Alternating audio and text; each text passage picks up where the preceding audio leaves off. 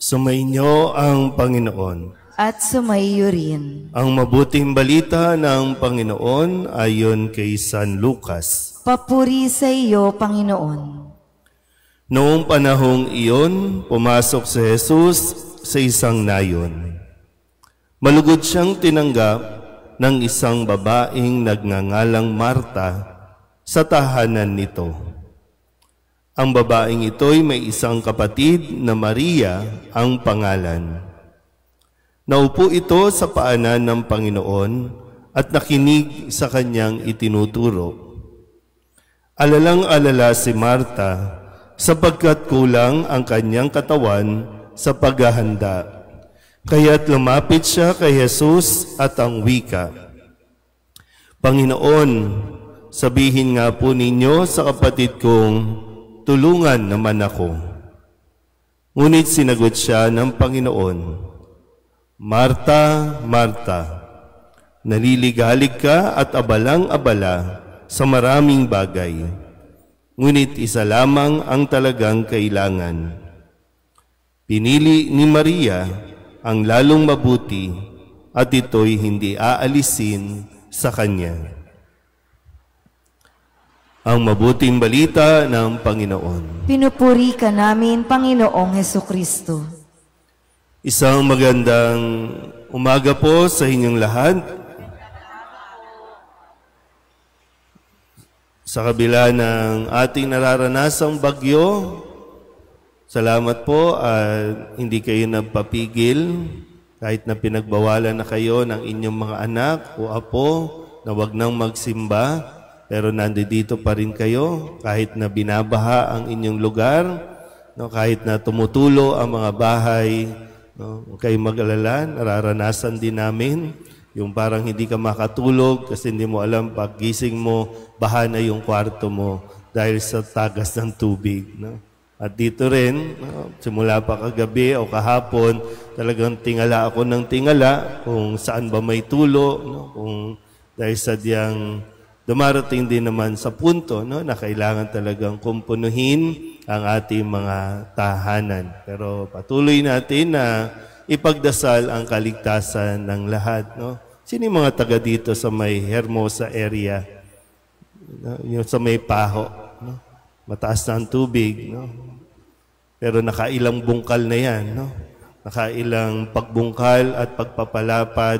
Pero sadyang hindi talaga tayo matututo sa paraan ng atin pong pagkukumpuni o pagsasaayos. Minsan di naman inaayos, sinisira lang yung kalye. At pag dumating ang ulan, diyan natin talaga nalalaman na talaga maraming biyaya tayong sinasayang.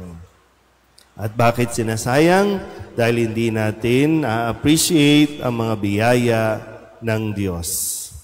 Sa linggong ito, tayo po ay pinapaalalahanan na sa ating pagpapatuloy o pagtanggap sa ating Panginoon, sa buhay natin, sa tahanan natin, doon tayo rin nakakatanggap ng pagpapala. Kung gusto mong pagpalain, tanggapin natin si Kristo sa ating mga tahanan. Sa ating mga pagbasa, tinuturuan din tayo kung ano yung tamang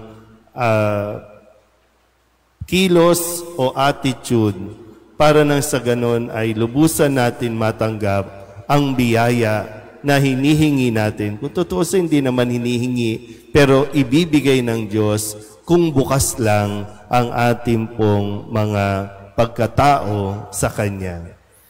Sa unang pagbasa, sa kabila ng kawalan ni Abraham at ni Sarah, bagamat marami silang kayamanan, marami silang naipundar, hindi sila mahirap, pero mayroong kulang sa kanila.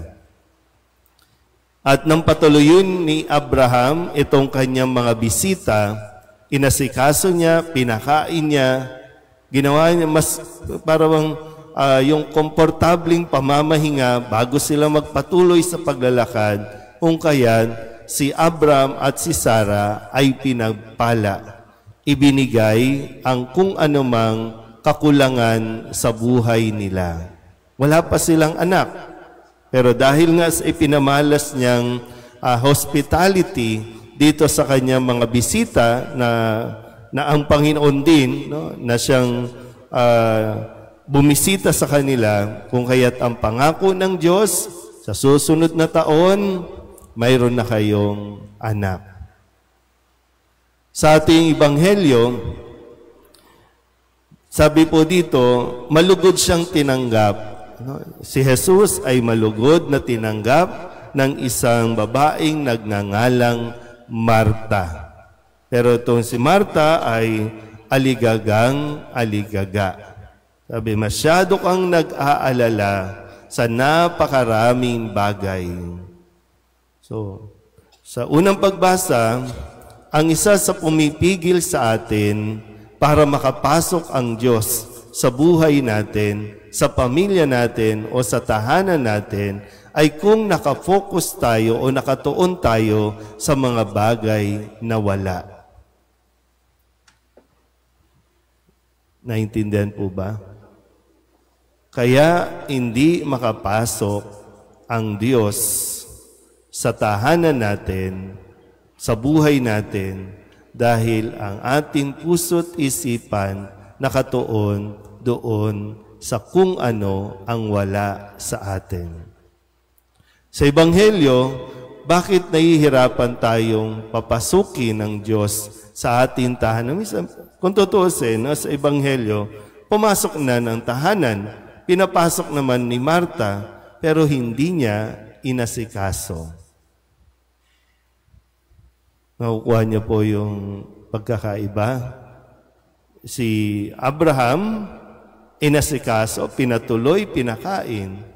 Kinausap, kaya nga sabi doon, di ba, nanatili si Abraham abang sila ay sa piling ng kanyang mga bisita, na ang bumisita ay Panginoon. Sa Ebanghelyo, bumisita din ang Panginoon, si Kristo. Pero si Marta, na-miss niya yung mahalagang bagay dahil masyado siyang nag-aalala sa maraming bagay.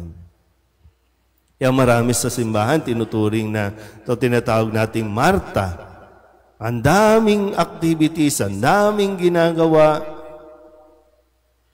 Pero natapos ang gawain, naiwan siya dahil nakatuon sa kung ano ang mga dapat ayusin. So, ang isang pumipigil, bakit hindi makapasok at hindi natin ma-appreciate ang Diyos sa buhay natin? Dahil ang dami nating pinagkakabisihan.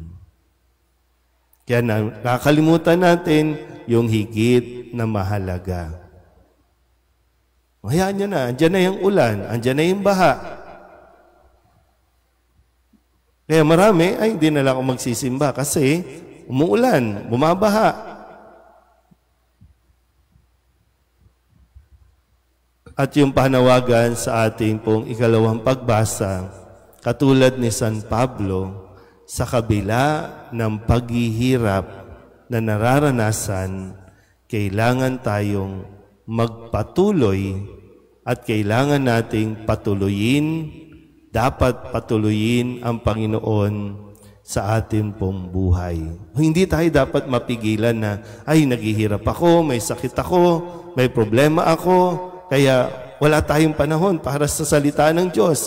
Wala tayong panahon para makinig. Wala tayong panahon para magsimba kasi meron tayong pinoproblema.